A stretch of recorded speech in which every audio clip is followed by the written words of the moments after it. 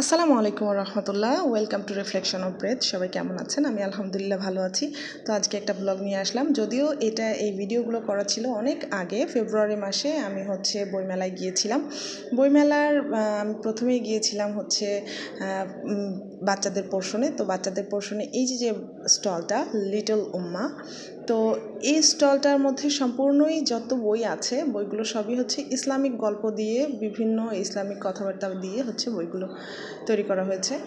তো আমি ঘুরে ঘুরে দেখছিলাম, ভালোই লেগেছে, কিন্তু আসলে কি আমার বাচ্চার জন্য ওখান থেকে কেনা হয়নি। আমি মূলত বইমেলায় গিয়েছিলামই আমার বাচ্চার জন্য কেনাকাটা করার জন্য। ১,৫০০ প্লাস টাকার আমি বাচ্চার জন্য কেনাকাটা করেছি। এখন আপনারা বলতে পারেন যে বাচ্চাই ছোট, তখন তো ওর বয়স কেবলমাত্র ১ বছর হয়েছে।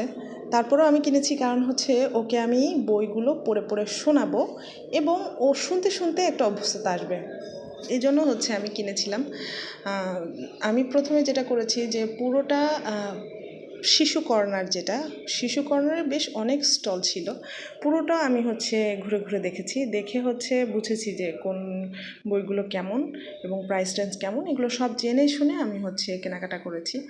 তো আমি যেখান থেকে কেনাকাটা করেছিলাম তার মধ্যে ছিল কিন্ডার বুকস নামে ওদের প্রকাশনী আছে এবং ওদের স্টলও কিন্ডার বুকস নামে। এই ব্যাগটা দেখছেন যে এটার মধ্যে আমি কেনাকাটা করেছিলাম ওদের থেকে। এই ব্যাগটা পেয়েছিলাম ৮০০ টাকার ক্রয় করলে আমাকে এই ব্যাগটা দিবে, এই জন্য আমি ব্যাগটা নিয়ে নিলাম ৮০০ টাকার কিনে।